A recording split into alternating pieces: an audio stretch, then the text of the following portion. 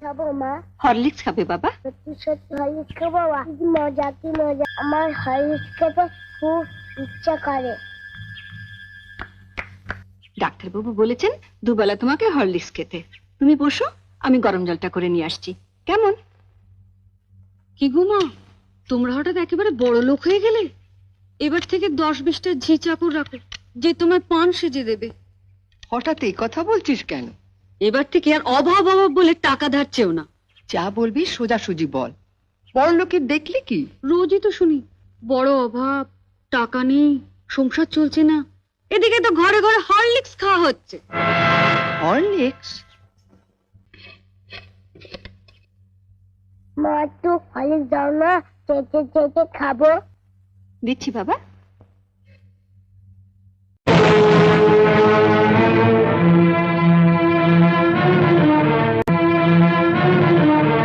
লুকিয়ে লুকিয়ে ছেলেকে হরলিক্স খাওয়ানো হচ্ছে, আর যেই না সংসারে একটু বেশি টাকা দিতে বলি অমনি মুখ শুকনো করে বলা হয় কোথায় পাবো। জ্বরেও দুর্বল হয়ে পড়েছে মা, ডাক্তার ওকে হরলিক্স খেতে বলেছে, তাই ওর বাবা ধার করে। থাক, ওসব কথা অনেক শুনেছি, ধরা পড়লেই ধার করেছি। নে লতু, তুলে নে হরলিক্সটা।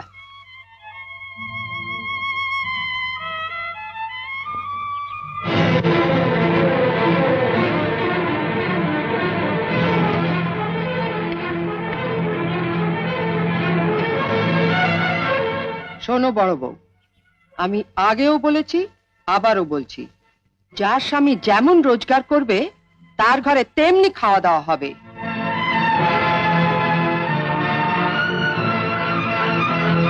ছেলেকে যদি হরলিক্স খাওয়াতেই হয় তাহলে কর্তাকে বলো রোজগার একটু বাড়াতে, নয়তো এর পরও যদি ছেলে হরলিক্স খেতে চায় তাহলে বাজার থেকে 20 পয়সা দিয়ে হরলিক্স বিস্কুট কিনে এনে দিও, কেমন?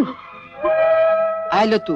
ও দিদু, ও দিদু, দিদু আমাকে একটু হরলিক্স দাও না, চেটে খাবো। হরলিক্স খাবে? ওইখানে হরলিক্স পড়ে আছে, যা গিয়ে চেটে চেটে খা। মা, দিদু বললো হরলিক্সটা খেতে, শুয়ে পড়ে চেটে চেটে খেয়ে নেবো। খালি খাওয়া খাওয়া আর খাওয়া, মরতে পারিস না, তোমাকে মরতে পারিস না, মরতে পারিস না।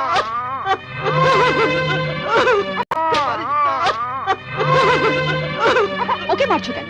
ওর কি দোষ? আমি আর পাচ্ছি না ছোট, মা হয়ে ছেলেকে একটু হরলিক্স খাওয়াতে পারবো না, সে অধিকারটুকু আমার নেই।